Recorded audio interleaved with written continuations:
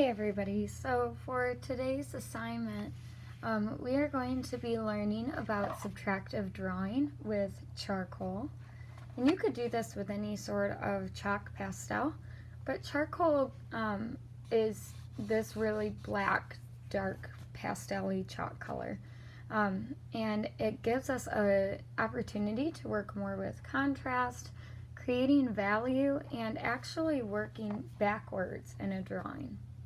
So when we add stuff to a drawing, for example, if you were creating a portrait, you would start with an outline and then you would add the features and then you would start adding value layer by layer.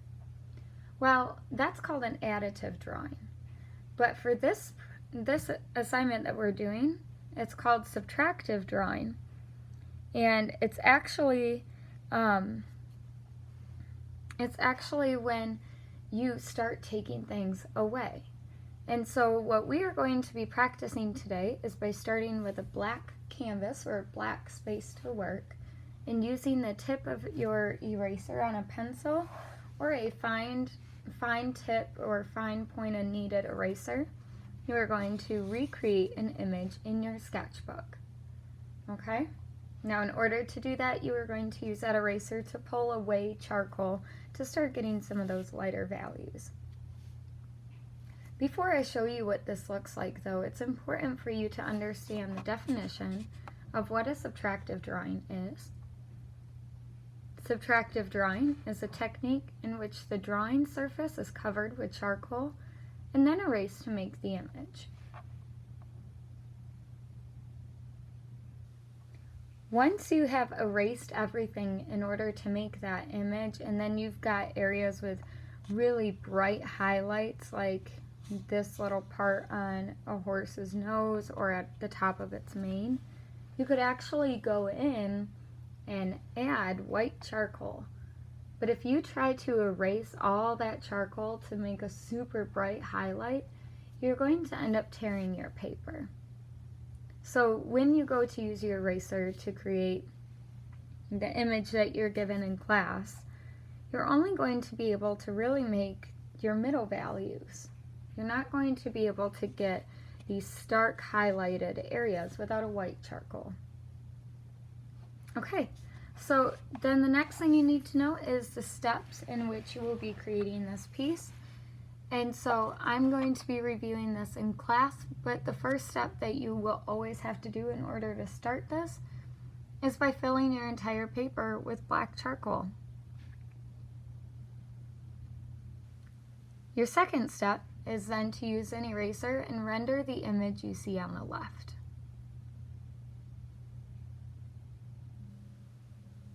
Now when I like to work, I tend to try to get the contour outline of everything first, and then I can start peeling away the values, but you may experiment in your sketchbook with the way that you want to go about this. So on the left, I've chosen a challenging black and white photo. For what we are doing just as practice, I am going to be giving you a photo that I want you to at least practice with.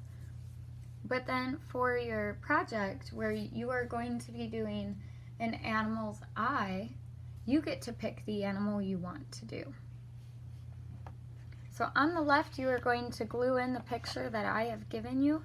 Notice there are no white borders outside, it's just the black and white image. And on the page next to it, I've actually traced this black and white image before I glued it down to make sure that this box was the exact same size as this. And then I used masking tape, and right here is where I had traced my picture, and so I lined up the masking tape along the outside of that line to create a really cool, nice, clean border. Once you have that completed, you're going to want to make sure your picture is side by side so that way you can start working on your observation skills, observing where certain parts of the horse's nose are in comparison to where you have placed it. So following our steps, first thing you need to do is cover this entire thing in black. Now when I am working with charcoal, I'm not using the very tip of the charcoal to shade in. I'm actually using the whole side, okay? That helps my charcoal spread out even more.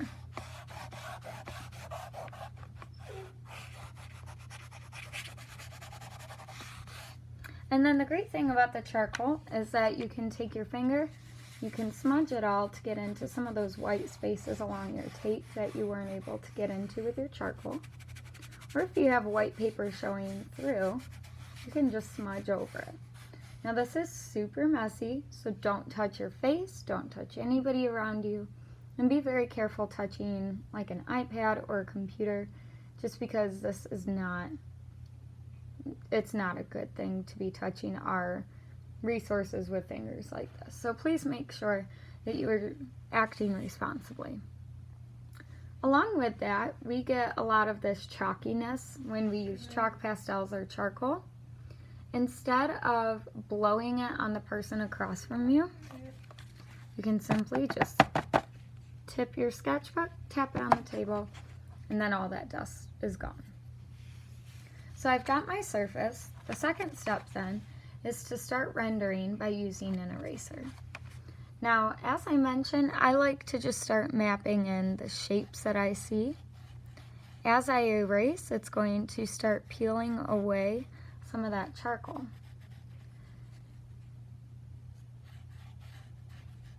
Now, I'm not worrying about getting too dark right now, because I'm just trying to get to know the subject that I'm drawing. When you were making your portraits, you had to start by doing an outline, just so that way you could get to know the types of lines that make up your face. It is the same way when you're drawing an animal or a landscape, anything from a photo. You really want to make sure that you are starting with the outline. If you add all that value and the details too soon, you're going to end up wasting a lot of time trying to get it all perfect. And that takes time to develop. Okay, so you're able to see that by using my eraser to pull up some of the charcoal, I was able to get a really faint outline. Now, if there's a certain area that you think doesn't look right yet, this is super cool. You can take your messy finger, smudge over it, and it's gone. And then you can start over. Okay, so if I don't like how this neck was looking, smudge over it and it's gone. And then I can redo it. Now I'm not putting a lot of pressure down on my pencil as I'm peeling up some of the charcoal. I'm just kind of working really light and doing layers over top of each line.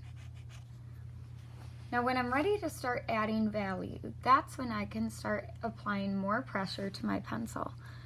When I press down pretty hard,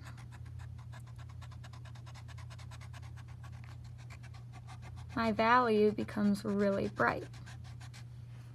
Okay? When I press down lighter, I get more toward my middle values on my value scale, and then I can fade into dark. Again, as I look at this bottom corner, I actually don't see this. It's actually pretty dark in this area. So since I got those values wrong, I can just smudge over it and start over. This media that we are working with is a lot more forgiving than pencil. So if you accidentally do something too dark or too bright or you mess it up, no problem. Just go over it with your finger and erase it. Now sometimes you might be able to feel that you're kind of running out of charcoal to go over some of your spots that you're trying to correct. So you can always go back in with your charcoal, revisit that space, put more charcoal down, rub it into the paper and surrounding areas, tap your sketchbook, and then you're good to move forward. So for right now, I'm just focusing on getting the lighter values put in. Not really looking at getting those super bright highlights just yet, because I know that that is something really hard to do without having a white charcoal pencil. So when a lot of you are shading your self-portraits, I would tell you to start with your middle value, and then you can get lighter or darker from there. That's essentially the same process you're going to take here. You already have your dark values, but as you start peeling away layers, I'm not going to aim to get this super bright highlight. I want to get all of that middle value first. Once I have that laid in and I'm certain that the texture is just right, all of the shading is just right so far, then I can go in and start adding those areas of high contrast. So I can make those really, really bright highlights. And I can really start to add form and value to my drawing. Now as you work, you got to be careful because this will get all over you, okay? It will also get all over the eraser. I'm going to take your erasers at the end of our class time, so that way you don't accidentally go to erase something on, let's say, your math homework, and all of a sudden your math problem is covered in charcoal.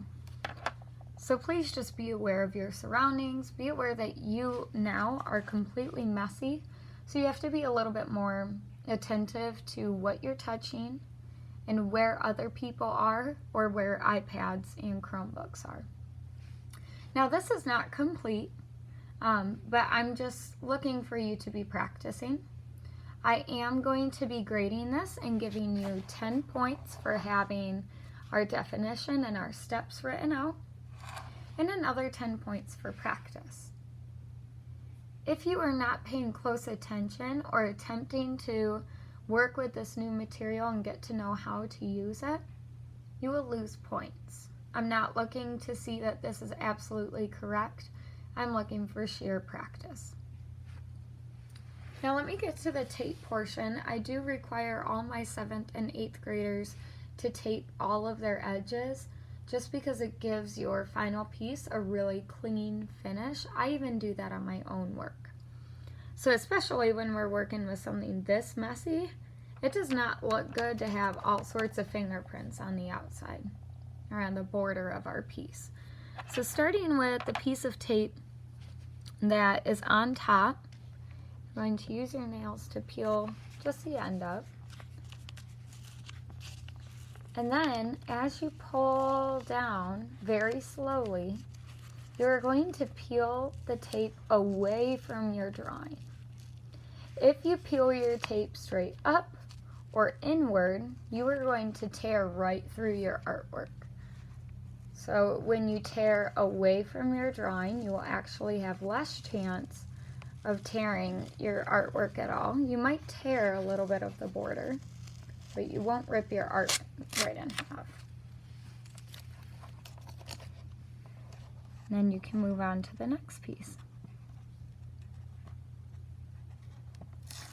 This is not a requirement that I'm going to have you all be doing on your final project, but it is one of those skills that you should start getting familiar with, just because as you advance into 7th and 8th grade, I'm going to be looking for those quality pieces and that really clean craftsmanship. I'm going to take my sketchbook here.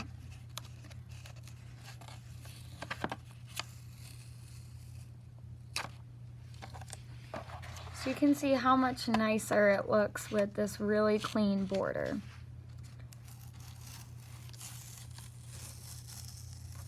And if you are somebody that is obsessed with clean edges and showing really nice craftsmanship, then you can take a large eraser and you can clean up all the areas, like all those fingerprints I made above my border and around the outside of the border. But at this point, my work is complete. Once this assignment is done, once your practice day is out, I'm going to collect your sketchbook so I can give you points. But once we are done, like totally done with our practice and with our project, we're going to cover this in hairspray so that way it doesn't smudge all over the page next to it. Okay? If it smudges, it's all going to erase, just like rubbing your hand over top of it. Okay? So the hairspray serves as like a way to protect it from getting ruined. Anyways, today is going to be a play day where you can experience this material and kind of practice ways that you can use it. The only thing that you need in front of you is your sketchbooks, your black and white photo, glue sticks to glue this down, a pencil to trace it over here, scissors to cut it all out, and then tape to make a nice clean border. And if you get to practicing unveiling the edges, great. If you don't, that's not a big problem at all. I'm not looking for you to do that right now. All right, have fun.